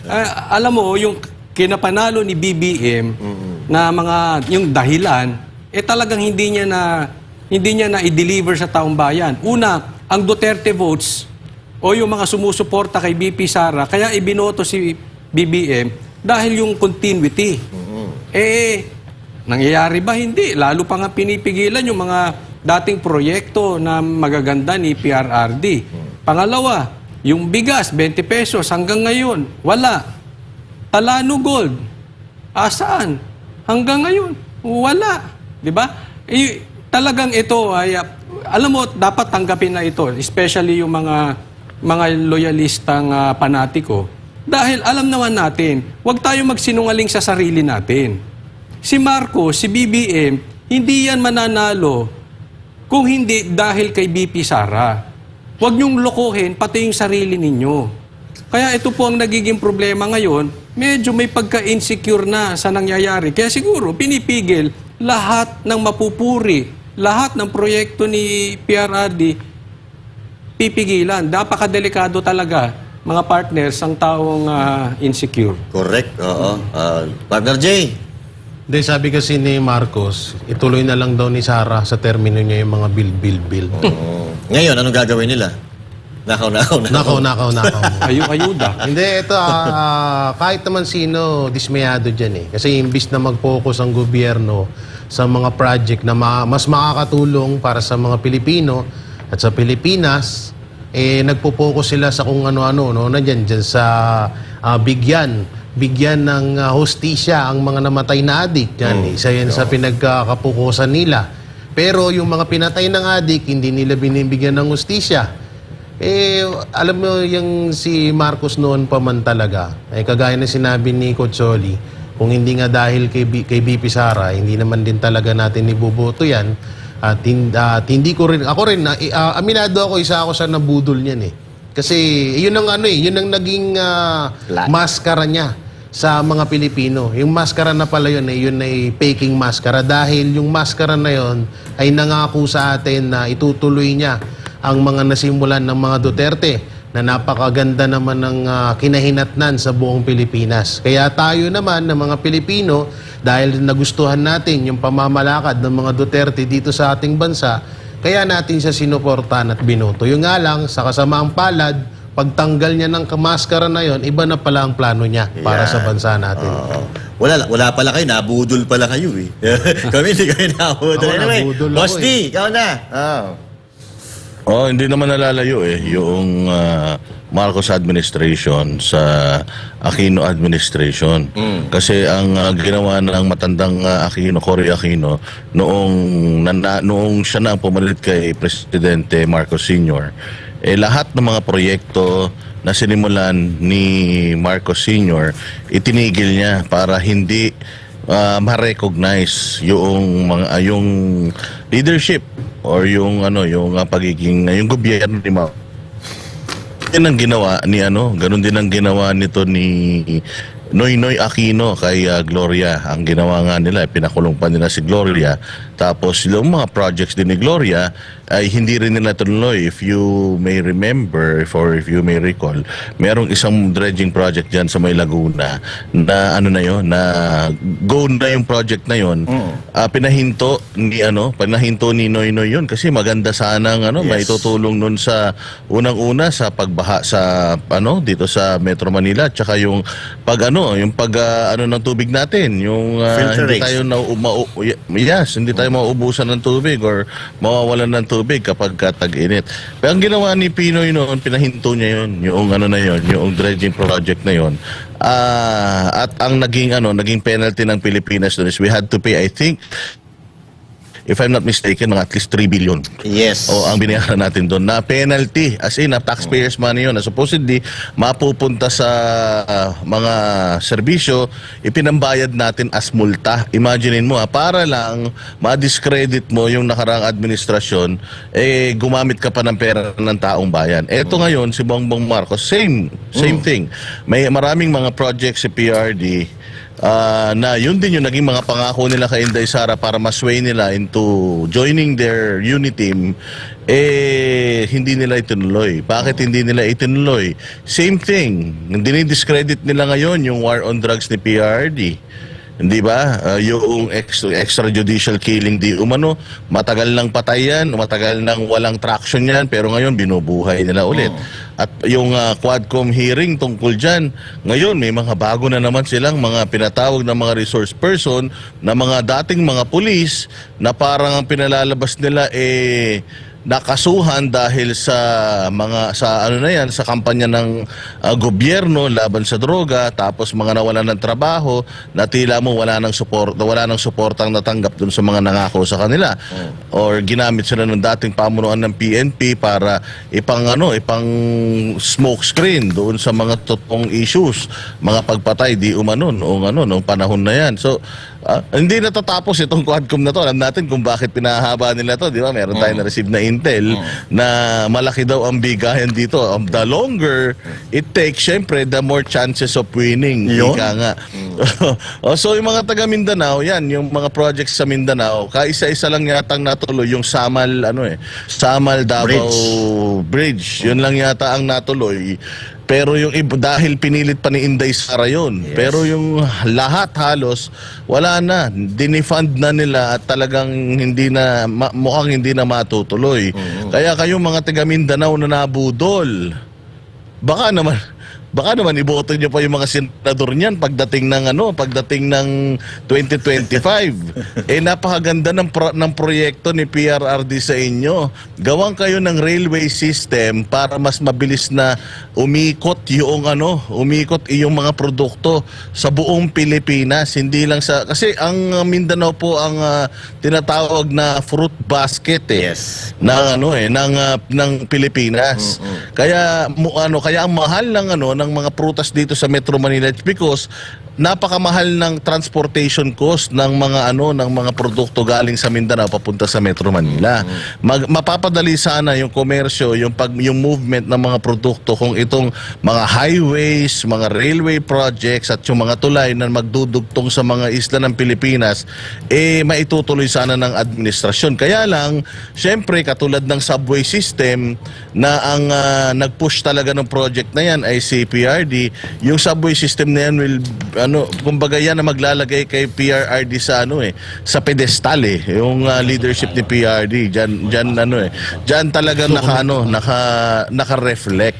So itong sa Mindanao, baka naman yung mga taga Mindanao pati yung mga taga Visayas nabudol na kayo nitong administrasyon na ito, baka naman iboto nyo pa yung mga senador na tumatakbo under their ticket o magtanda na kayo. Gusto nila na ang Mindanao ay patras. Gusto nila na backwards talaga yung Mindanao, and bahala na kayo kung maraming pagpipilian dyan. Nandiyan yung grupo nila PRD, hindi ba? At marami pang mga independent na mga senador na tumatakbo ngayon. At syempre hindi natin pwedeng kalimutan si Pastor Apollo Kibuloy na speaking of yung maikli na lang to, yung railway project or yung mga yung mga kalsada, kasi di ba natatandaan ninyo mga bossing, nakapunta tayo diyan sa sa may Glory Mountain, tsaka diyan sa may Prayer Mountain, yung Tamayong, dati daw kasi ang putik. Diyan po ang taniman ng mga durian, ng mga saging. So, ang hirap daw ng mga taga diyan sa Kalinan at tsaka diyan sa may Tamayong, ang ibaba dalhin sa merkado yung kanilang mga produkto gawa ng napakaputik diyan sa napakahabang kalsada na yan. Pinasimento po yan ni PRD, ay ni Pastor Apollo Kibuloy. Nasimento ni Pastor Apollo Kibuloy yan mula doon sa simula hanggang sa paanan ng Mount Apo na doon nagsimulang magkaroon ng maraming mga bahay doon, umunlad yung buhay ng mga tao roon, naglagay pa siya ng eskwelahan doon, ng high school, kasi hanggang elementary lang inadarating ng mga doon, ng mga estudyante doon. So nagkaroon ng madaling pagtransport ng mga ng mga produkto diyan sa Kalinan at sa Tamayong pababa ng Davao City para may benta. So ganun kalaki yung importansya mga bossing ng infrastruktura ng mga yan, yung mga kalsada, mga railways para sa ikaunlad ng isang lugar. Ibig sabihin, kinancel ito ng gobyerno yung mga proyekto sa inyo, ibig sabihin ayaw nilang umunlad kayo. Kaya yung mga galit ninyo, yung paghihiganti ninyo 2025 gamitin ninyo. Hate votes.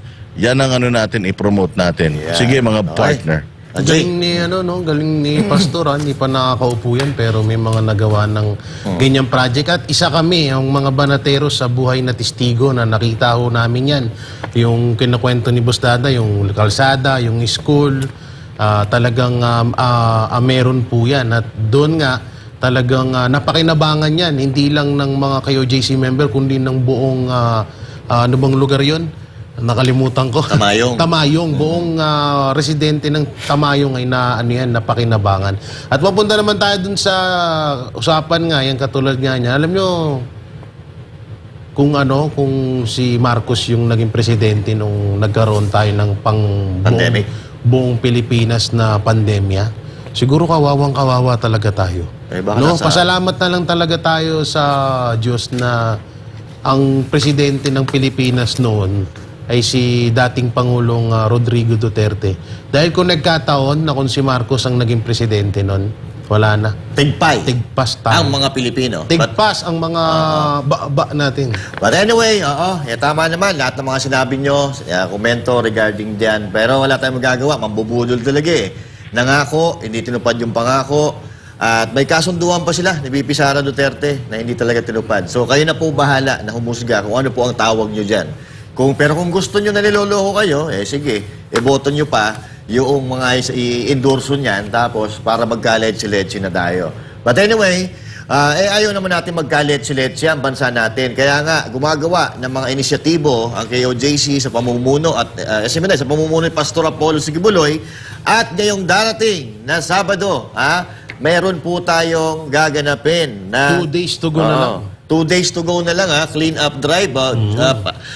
Partner Jay, baka nakaka-open sa'yo dyan yung basahin mo nga yung mga address dyan. Naku po. Ito, sa Baseco Beach, Malate, Manila. Ito, 7 a.m. Salvador Buenafe Jr. ang kontakin. Pati ba number, sasabihin ko na. Wag na. Makikita nyo dyan sa ating screen. At andito rin Barangay Alayab, Laog City. Yan. Lawag pala, lawag. Ang liit ng hindi ko makita, sorry. Ito na, ako na. Baseco Beach, Malate, Manila. Kawagan Beach, Barangay Kalayab, Lawag City. Ayan. At syempre, Barangay Maura, Apari, Cagayan. Sabang Beach, Baler, Aurora. Oton, Iloilo, Barangay Dila, Purok 7, Municipality of Bay, Laguna. Nagano si Consolia. Lambingan, Pook, Kalibo, Aklan. Ayan, natuloy mo, Coach Oli. Sitio, Sibukao, Barangay Banago, Bacolod City. Ayan, Mozao Beach, Barangay Masao, Butuan City. Ayan, Barangay Baybay, Roa City. Barangay Danao, Panglao, Bohol. Barangay Katarman, Bantayan, Cordoba, Cebu. Yan. Barangay Plape o Piape, Baybay, Dumaguete. At syempre, San Pedro, Bay, Payapay. Yan sa Tacloban City. Tagalogon Beach, Barangay Macawa, Aluran, Misamis Occidental, Santa Cruz Beach, Barangay King, Puntukan, Davao de Oro. Ayan, Zone 3, Apo Beach, Sitio Tabok, Sabatina, Aplaya, Cowas Beach, Barangay Kawas, Punta Beach, Magsaysay, at Coastal Road, Barangay San Pedro, dyan, sa Cagayan de Oro. At syempre, kung gusto nyo pa malaman yung mga detalye, punta po kayo sa Facebook page ng SMNI or magtanong kayo sa amin kung mayroon pa kayong gustong itanong. Basta nandiyan, naka-plus sa screen at kung may mga katanungan. Ang dami, no? Oo, ang dami. Nationwide ito, simultaneously, mangyayari ito sa Sabado, Boss Dada, na talaga namang, eto, malaki ang impact nito. Sa tingin mo? Oo, kailangan yan. Kasi paglilinis eh. Ngayon pala mag-practice na tayo maglinis. Dahil pagdating ng 2025, matinding paglilinis ang gagawin natin sa gobyerno. Kaya ngayon pa lang, practice na natin, nakakabilib to. Ang daming no? Yes. Simultaneous ito na magaganap sa buong Pilipinas. Yes. Sinong may kaya nito at sinong merong political will na gawin ito? Ano lang yan, KOJC, SMNI at syempre, Pastor Apollo Kibuloy lang yan. Malaking bagay ito. Kasi yung paglilinis na yan, yung mga plastic na yan na makikita sa mga dalampasigan, pwedeng makain yan ng mga ng mga hayop sa sa dagat na pwede nilang ikamatay. At saka pwedeng ito yung mga magbara sa ating sa ating mga kanal, imbornal, lagusan ng mga tubig, kaya nagbabaha dito sa sa Metro Manila, sa Pilipinas, buong Pilipinas actually. So napakaganda nito, nakakabilib kasi usually lang to usually mga ganitong activity yung DANR yung DANR pag gumawa ng ganitong activity usually sa isang lugar lang. Yes. Gobyerno pa to, may pondo pa to pero ito halos buong Pilipinas yung kanilang yung mga shoreline sa mga pangunahing mga LGUs yung kanilang lilinisin. Again galing po itong inisyatibo na ito sa sa KOJC, SMNI at syempre kay Pastor Apollo Kibuloy. Hindi kailangan ng pera ng gobyerno para makatulong ka sa bayan. Kailangan mo lang hikayatin lahat na magsama-sama at gawin itong mga bagay na ito. Napakalaki ng epekto nito sa kalikasan natin, mga partner. Yes. I'm so proud to be part of SMNI. Okay, mga partner. Gusto kong malinisan talaga sa pinaka gusto kong puntiryahin na lugar na malinisan sa Luzon. Kasi dyan talaga napakaraming basura, napakaraming dumi, napakaraming Mike. Sorry, nakamute pala. Ito, gusto ko talaga malinisan yung yung lugar na Luzon kasi dami talagang basura, ang daming kalat, unang lilinisin dyan, lalo na dyan sa gobyerno, daming mga adik dyan, malinis din dapat yan, daming mga plastic dyan, sa gobyerno, malinis din dapat yan, lahat yan dapat linisin, dapat gayahin do, kaya sa 2025, ito yung gayahin natin, yung ganitong sobrang paglilinis na pinapatupad ng KOJC at isama na rin natin yung yung mga basura dyan sa gobyerno, Kocholi.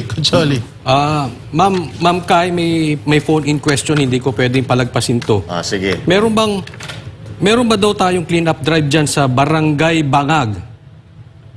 Meron ba dyan? Saan ba to? Barangay Bangag. Hindi, meron talaga yan. No. Pwede, gusto ko dito ma-assign. Dito ako maglilinis. Sa Maynila yan. Barangay Bangag? Barangay Bangag? Hindi, ang pagkakalam ko, Bangag Elementary School. May barangay Bangag talaga. May barangay Bangag talaga. Doon ako.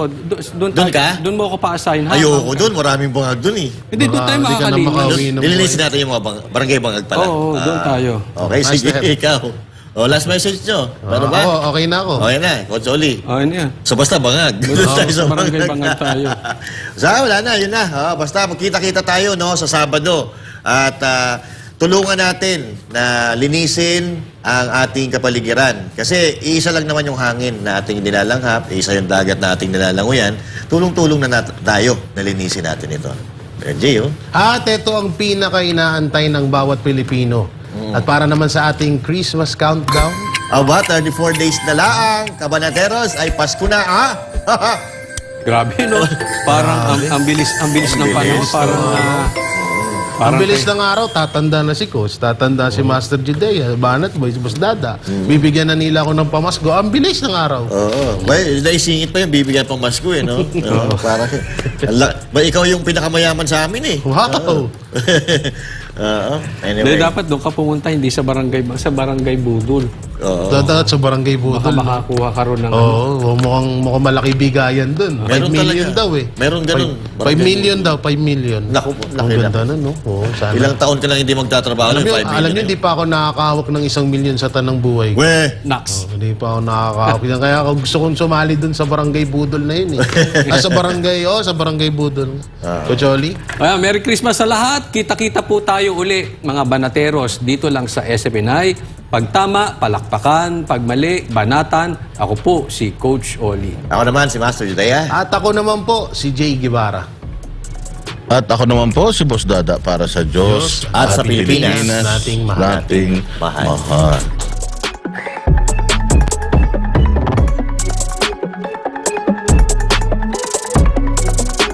Para sa Diyos at Pilipinas nating mahal. Kailangan yung tayuan yung prinsipyo. Kailangan nandudong ka lagi sa tama. Para ito sa mga tunay na lalaban para sa bayan. Pagkamali, banatan. Pero pag tama naman, palakpakan natin. Yan ang banatero, walang inuurungan. Pag tama, palakpakan. Pag mali ay babanatan. Yan ang banateros, boses ng ordinaryong Pilipino. Banateros ay walang makakaawan.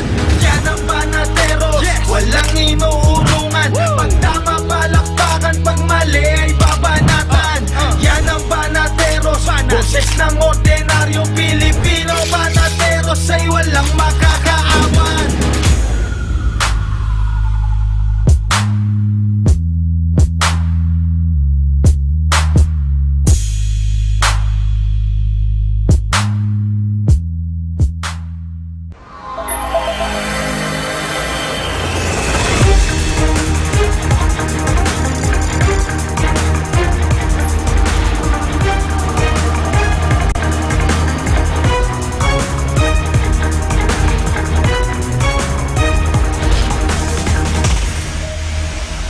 This is SMNI News Channel. Truth that matters. Subscribe to SMNI News Channel and turn on the notification bell to keep you up to date. Also visit our official social media accounts and join our community on Viber and Telegram.